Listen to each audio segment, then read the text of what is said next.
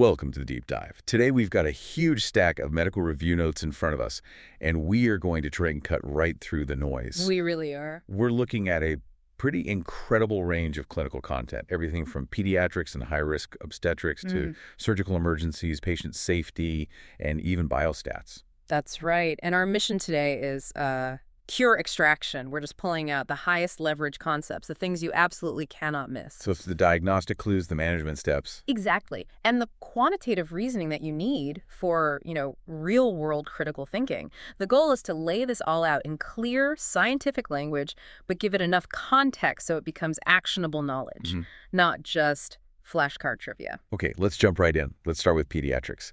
Some of these rapid-fire scenarios where getting the diagnosis and the management sequence right is just everything. First up, bacterial conjunctivitis. Pink eye. Seems simple, but the sources point to a really crucial clinical pearl here. It's a perfect place to start. It really shows that balance between knowing the standard protocol and knowing when to stop. Okay. So a lot of cases, they just resolve on their own, but the standard is usually a topical ophthalmic antibiotic, the eye drops. Right. But the absolute non-negotiable rule is this. You never, ever use topical steroids if you aren't 100% certain of the diagnosis. Why is that so critical? Because steroids can make something like herpes simplex keratitis or a fungal infection explode. I mean, it can lead to serious permanent damage. So that one little detail, it turns a routine decision into a really high-stakes one. That's a great point. And, just a quick note on the prophylactic eye ointment they give at birth. It can sometimes delay the presentation of ophthalmia neonatorum, but it doesn't always prevent it. Just something to keep in mind. That's a key distinction. Okay, moving from eyes to skin, let's talk about impetigo, those classic honey brown crusted lesions. What tells you how to treat it? It's all about how widespread it is. I mean, if it's mild, really localized impetigo, the topical treatment is usually enough. Specifically, mupirocin. Not the over-the-counter stuff. Well, we have to be clear here. Those triple antibiotic combinations you can buy are often way less effective. But if you see a widespread infection, or if you start to see bullous lesions, those big blisters, then you have to step it up. You have to step up to oral antibiotics. That usually means something like dicloxacillin or cephalexin. And what if you're worried about MRSA? I mean, it's so prevalent now. That's a great question. If MRSA is a concern, you need to make sure you have coverage. So your go-to oral agents become trimethoprim sulfamethoxidil or clindamycin. And just for completeness, vancomycin works, but it's IV only, reserved for, severe inpatient cases. Okay, let's pivot now to what has to be the highest stakes scenario in all of pediatrics, the sick newborn. Yeah, this is where seconds, literally seconds count.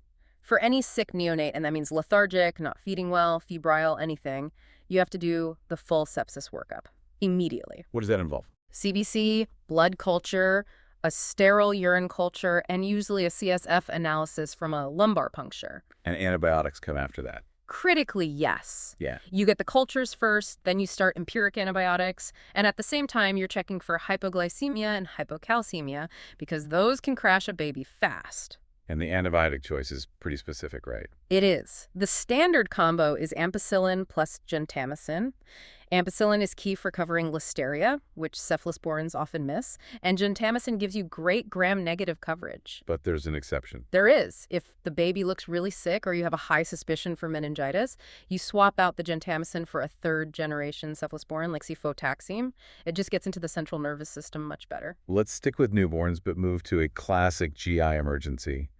Pyloric stenosis. This has such a specific presentation. Oh, it's textbook, Yeah. which is honestly a gift in medicine when you see it. So what are the clues? You're looking for a male infant, often the firstborn, Caucasian, usually around 3 to 4 weeks old. And the key symptom is non-bilious projectile vomiting. Projectile. I mean, across the room. But the really unique clue is that after throwing up their entire meal, the infant is immediately hungry again. They want to feed right away. And diagnosis. Gold standard is an ultrasound. You'll see that classic target lesion of the hypertrophied pylorus.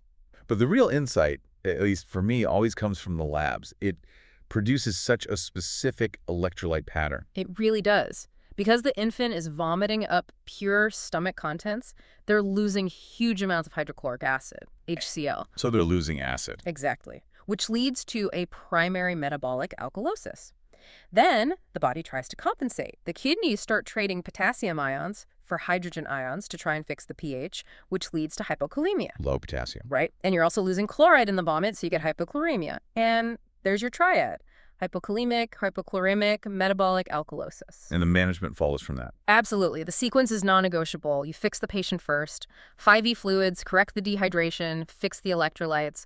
Only when they're stable do you go to surgery for the pyloromyotomy. Okay, from neonates to another time pressure cooker. High-risk obstetrics. Let's talk about preeclampsia. A condition that requires just constant vigilance. So preeclampsia is defined by new onset hypertension-sustained blood pressure of 140/90 up to 160/110 and proteinuria that starts after 20 weeks of gestation. But the real dividing line is the presence of severe features. Why? Exactly. If you see blood pressure spike above 160/110 or any sign of end organ damage, so low platelets, high liver enzymes, severe RUQ pain, or new visual or brain symptoms, you're now dealing with severe preeclampsia. What's actually happening to the body? It sounds like a total breakdown of blood pressure control. It is. The core problem is the loss of what we call the normal pressor refractory state. Meaning? Well, a pregnant woman normally becomes sort of resistant to substances that raise blood pressure. In preeclampsia, that's lost. It's like this vascular turf war where the body shifts from making vasodilating prostacyclin to making vasoconstricting thromboxane. So the blood vessels are just clamping down everywhere. All over the body. It leads to this diffuse vasospasm, high resistance, and tissue damage. And management for severe preeclampsia is urgent. It is. You have to move toward delivery, because that's the only cure. You give IV magnesium sulfate to prevent eclamptic seizures, which can be fatal.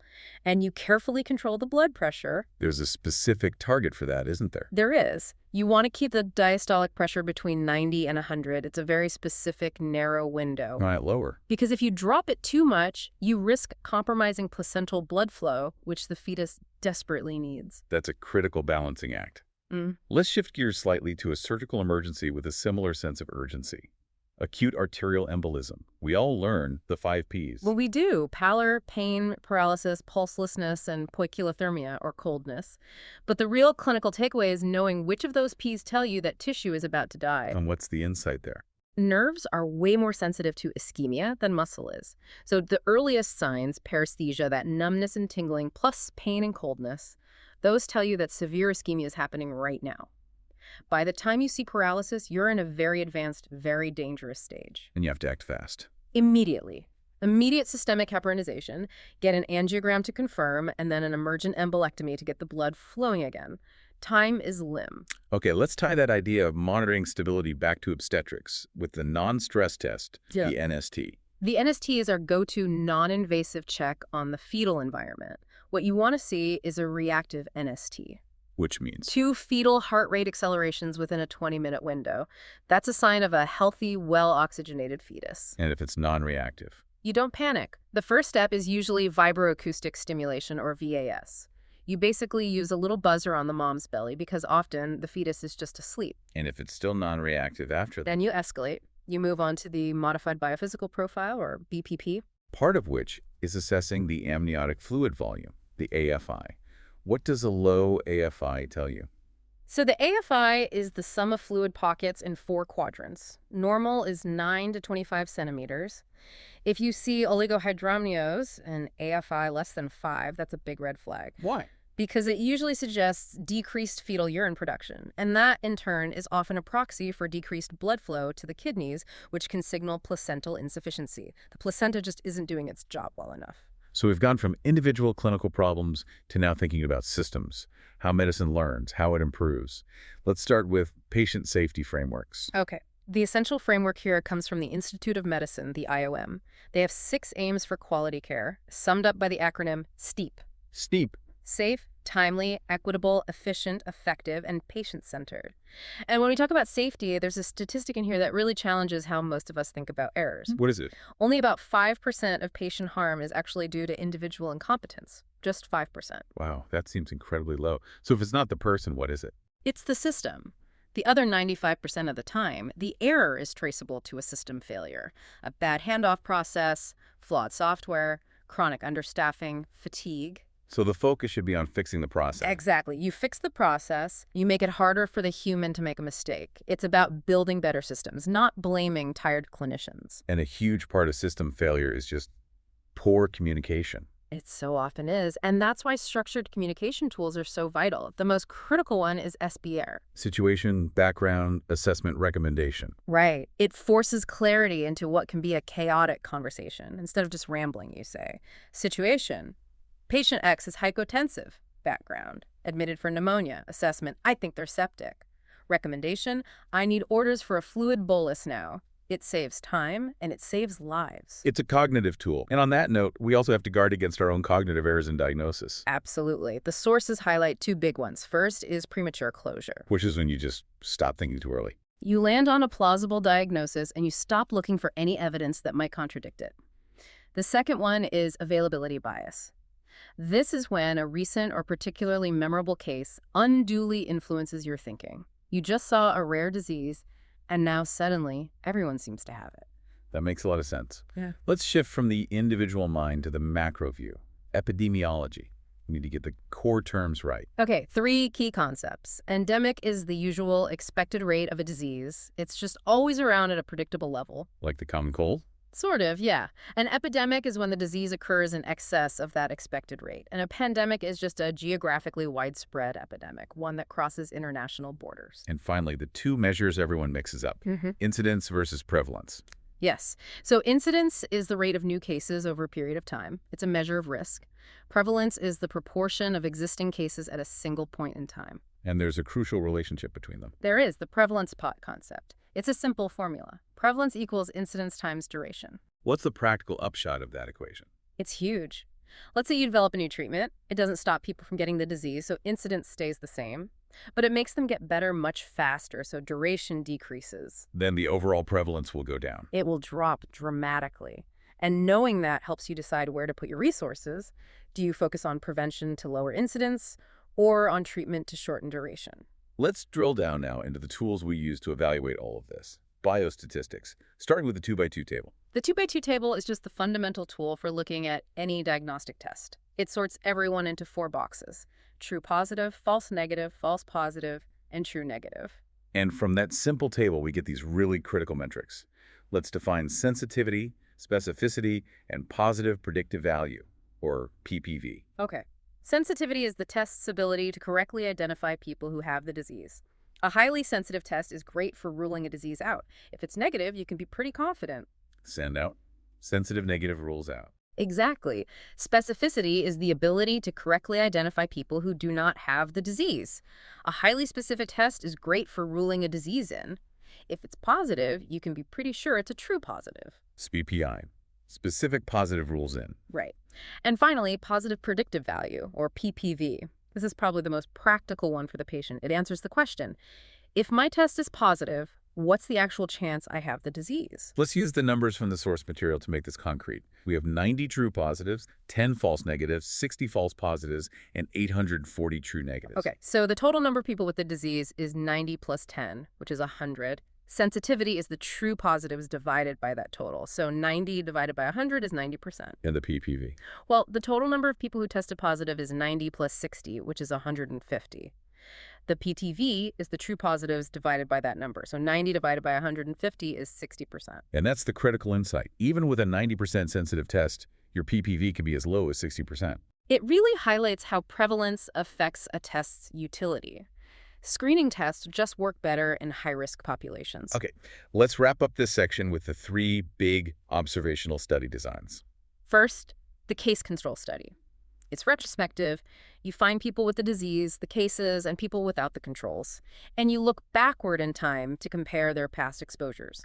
It's great for rare diseases, and its main measure is the odds ratio. Then you have the forward-looking studies. That's your cohort study. It's prospective. You start with a group that was exposed to something and a group that wasn't, and you follow them forward in time to see who gets the disease. This lets you calculate the incidence rate and relative risk. And the third one. The cross-sectional study. It's just a snapshot in time. You measure exposure and disease at the exact same moment. It's mainly used to figure out the prevalence of a disease. But all of these studies can have flaws. What's the biggest threat to their validity? Oh, by far, it's confounding bias. A confounder is some third factor that's linked to both your exposure and your outcome, and it messes up your results. Give us an example. The classic one is studying alcohol and esophageal cancer. Heavy drinkers also tend to be heavy smokers. So if you don't account for smoking, it becomes a confounding variable, and you might wrongly attribute all the risk to alcohol when smoking was a huge part of it. We have covered so much ground, from the nitty-gritty of clinical management in PEDS and OB to systems safety and the statistical reasoning that underpins all of it. It's really about recognizing those conceptual frameworks. Hmm. Using SBAR to communicate, understanding the prevalence pot, being able to actually interpret a screening test. That's what lets you evaluate information critically no matter where you are in your career. So to make sure you've really synthesized all of this, we have one final question for you to think about after this deep dive. Here it is. If a new surgical technique for treating a specific condition significantly decreases the average recovery time, so the duration of the illness, but it doesn't affect how often new cases are diagnosed, the incidence, what would be the expected primary impact on that disease's prevalence rate in the community? Think back to that equation we talked about. Prevalence equals incidence times duration. The answer is right there in the math. Thank you for joining us for this deep dive. We look forward to having you next time.